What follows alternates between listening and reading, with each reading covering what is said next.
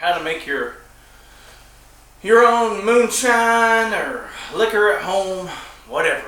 We're going to start cooking our, what do they call this? Mash? Yeah, you call it your mash. All right.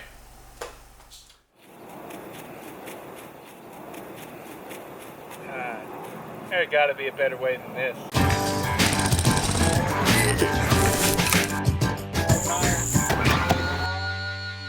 Very nice.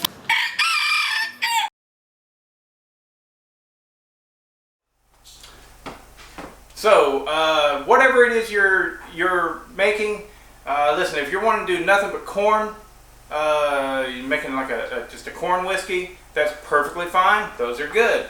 If you want to do a bourbon and you're using like 50% corn, 25% rye, and 25% malted barley, that's perfectly fine. What I am actually doing is I'm going to be making tequila, and this is the closest I can come to blue agave nectar, which is what tequila is made out of, and this is amber agave nectar, and this stuff is tasty. It's really sweet. It's very similar to molasses, but I gotta say probably better. But it's going to go in. I've already got a gallon and a half of water in here. I'm going to dump this right in with it. And now, this being a nectar, honestly, I probably don't even need to cook it because all of its starches are broken down into sugars anyways. I'm only going to cook it for about 45 minutes. And I'm going to do it at about 195 degrees for the full 45 minutes or an hour, whatever. Then I'll let it cool down. I will add enough water to it to make a little over 4 gallons in my bucket. Then I'll pitch the yeast whenever it cools down to about 95 or 100 degrees. Okay, I'm tired of waiting. It's only been about 30 minutes, but I feel like because I'm doing nothing but nectar, I don't even need to do this process. I'm just kind of doing it for you guys out there to watch it. But if you're doing grains, if you're doing an actual corn whiskey or something like that, yeah, cook that stuff at about 195 for 2 hours. And then let it cool off and pitch your yeast. As for me, with the tequila that I'm trying to make, fictitiously, because this stuff's illegal, and I don't actually do it, it's all fake, I'm going to go ahead and turn this off and pour it into my bucket. So. Okay, this can get kind of messy, so I tend to do it outside because it's quite often you spill some of it going into your bucket. Sanitation. The beer crowd, God, I hate the craft beer guys. They're so like, oh, everything has to be so perfectly sanitized. And it needs to be clean, man. Don't go out and waste your money on buying sanitation soap. Just use your regular dish soap, you know, use some Dawn. It keeps your hands moist, too. Got some construction going on behind me. Anyways, as long as it's clean, you're fine. I mean, you're throwing in a big old batch of yeast, either bread yeast, or this time I'm going to be using this distiller's yeast. Never tried it before. It came with my still that I purchased from Hillbilly Stills. I haven't used it yet at all. It looks pretty as can be. You'll see it in an upcoming video, I'm sure. But anyways, yeah, now we put it in our bucket.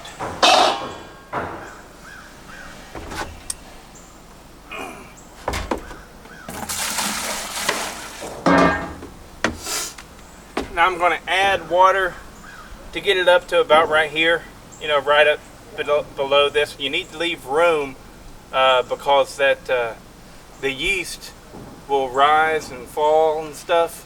So you need to leave a good amount of space there. I might even go a little bit below this lip right here. and then let it cool down to about 95 degrees, and then you pitch your yeast. Okay, guys, so it's cooled down. We got it about 95 degrees.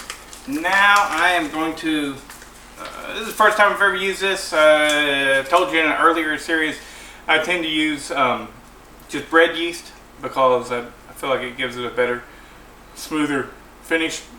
A lot of these people that are distilling, they want it to be as high, they want the mash to be as high alcohol by volume as possible. I don't really give a shit about that. So here we go. I've never used this before. This has a what's it say? Pectic enzyme I'm supposed to mix in. Okay.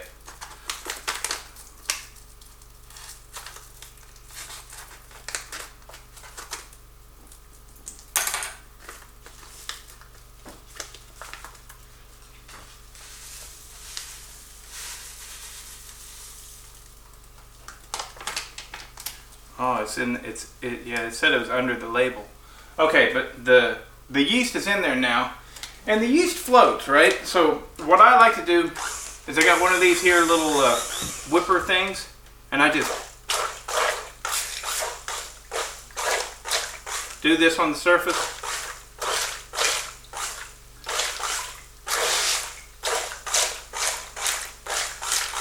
That mixes in air and oxygen, you know, with the yeast, and gets it to start working pretty quickly. It works really nice. All right, that's enough of that.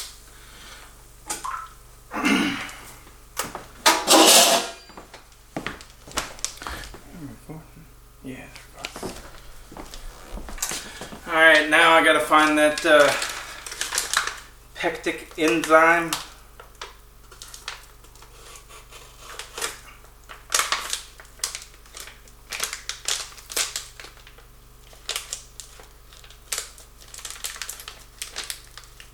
Huh. Yeah, there it is. It's in a little pouch up underneath the label. That's weird.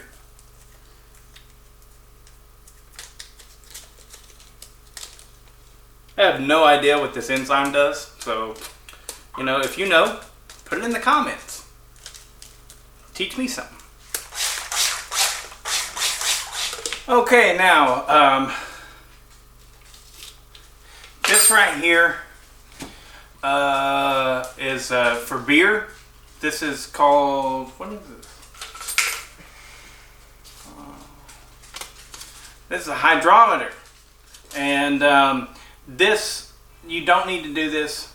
Nothing about this is needed. But it gives you a good idea where you're at. Basically, I think all it really does is measure your sugar content and give you an expected alcohol volume content. So we're going to look at this. My guess is this is super sugary, and because I put 2 gallons of the frickin' agave in there, I probably could have just gotten by with just 1. But and I do believe I'm correct here, it's off the charts. So basically this is going to yield it's way down there. It's like 20% alcohol by volume.